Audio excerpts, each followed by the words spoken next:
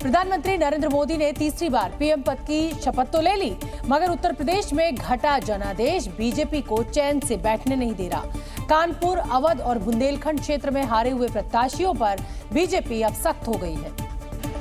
और बीजेपी ने अवध, कानपुर और बुंदेलखंड से हारे हुए प्रत्याशियों से हार की वजह पूछी है, जिस पर हारे हुए प्रत्याशियों ने लखनऊ पहुंचकर अपनी रिपोर्ट पार्टी आलाकमान को सौंप दी है। इस रिपोर्ट में ज्यादातर हारे हुए प्रत्याशियों ने भीतरघात, विधायकों की दूरी और अधिकारियों का सहयोग न मिलना और प्रशासन से लोगों की नाराजगी को हार की बड़ी वजह बताया है। बांदा में भी भीतरघाती थे। देखिए, भीतरघाती नहीं कह सकते, वो तो सामने वाले घाती हो जाते हैं ना। जब सामने वाला घाती होता है तो भीतरघाती भी उसमें शामिल हो जाते हैं। मौजूदा विधायक है या पूर्व विधायक? मौजूदा हमारे यहाँ मौजूदा से कोई लेना देना नहीं रहा। मौजूदा सब ठीक ठाक रहे। हालांकि पार्टी आलाकमान अपने हारे हुए प्रत्याशियों के जवाब से संतुष्ट नहीं है। पार्टी का कहना है कि जब संगठन के पदाधिकारी एक लोकसभा सीट पर भेजे गए थे, तब उन्होंने इन बातों का जिक्र क्यों नहीं किया।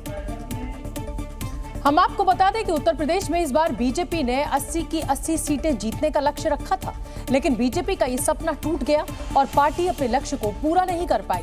और इसीलिए पार्टी को जिन सीटों पर हार मिली, वहां जाकर बीजेपी ने अब रिपोर्ट तैयार करने का फैसला लिया है। और कल यानी 15 जून से ही बीजेपी के पदाधिकारी अलग अलग लोकसभा क्षेत्रों में जाकर जमीनी रिपोर्ट तैयार करेंगे। बीजेपी आलाकमान ने 80 लोगों की टीम बनाई है और एक टीम में 2 सदस्य और एक पूर्व विधायक को शामिल किया गया है, जो अलग अलग लोकसभा क्षेत्रों में जाकर हार की वजह तलाशेंगे और ये जानने की कोशिश करेंगे कि बीजेपी उम्मीदवार क्यों हार गया। जो पदाधिकारी हार पर मंथन करने के लिए शनिवार को अलग अलग लोकसभा क्षेत्रों में जाने वाले हैं, उन्हें लोकसभा क्षेत्र भी आवंटित कर दिया गया है। हम लोग अलग अलग क्षेत्रों के हिसाब से वहां जाकर उन सारे विषयों का आकलन करेंगे, जिस प्रकार से ये परिणाम आए। बताया जा रहा है कि बीजेपी 3 तरह की रिपोर्ट तैयार करेगी। पहला आधार प्रत्याशी से मिली रिपोर्ट को बनाया जाएगा। दूसरा आधार संगठन की टीम जो रिपोर्ट तैयार करके केंद्र को देगी, वो होगा। और तीसरा मंडल लेवल पर तैयार करवाई गई रिपोर्ट होगी। इन्हीं रिपोर्टों के आधार पर बीजेपी भीतरघात करने वालों पर कार्रवाई करेगी।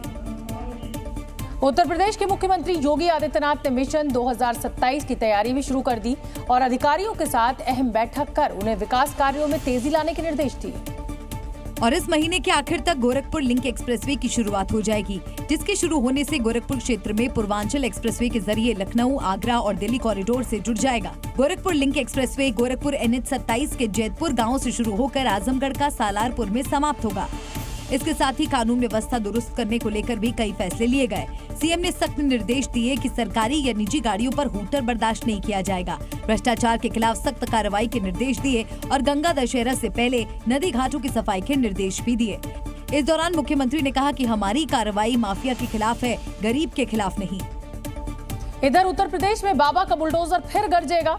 मुख्यमंत्री योगी आदित्यनाथ ने अधिकारियों को नदियों और तालाबों के किनारे से तुरंत अतिक्रमण हटाने के आदेश दिए हैं।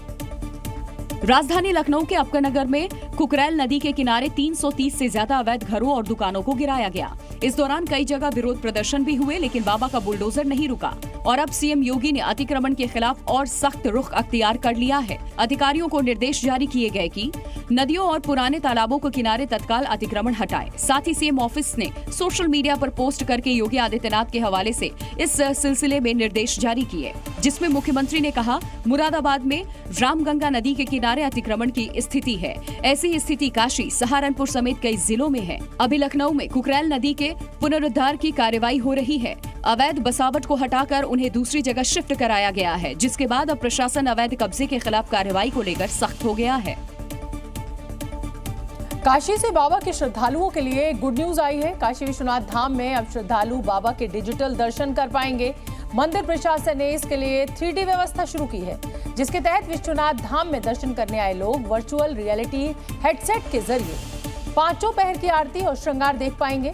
मंदिर परिसर में इसका सफल ट्रायल भी किया गया, जिसका शानदार रिव्यू मिल रहा है। 3D स्वरूप में बाबा विश्वनाथ की भव्य आरती, धाम की भव्यता और काशी गंगा घाट बाबा विश्वनाथ के महत्व को लोग समझ पाएंगे और उनके स्वरूप का दर्शन भी कर सकेंगे। 3D दर्शन के जरिए श्रद्धालु दर्शन के साथ साथ धाम के महत्व को भी समझ पाएंगे।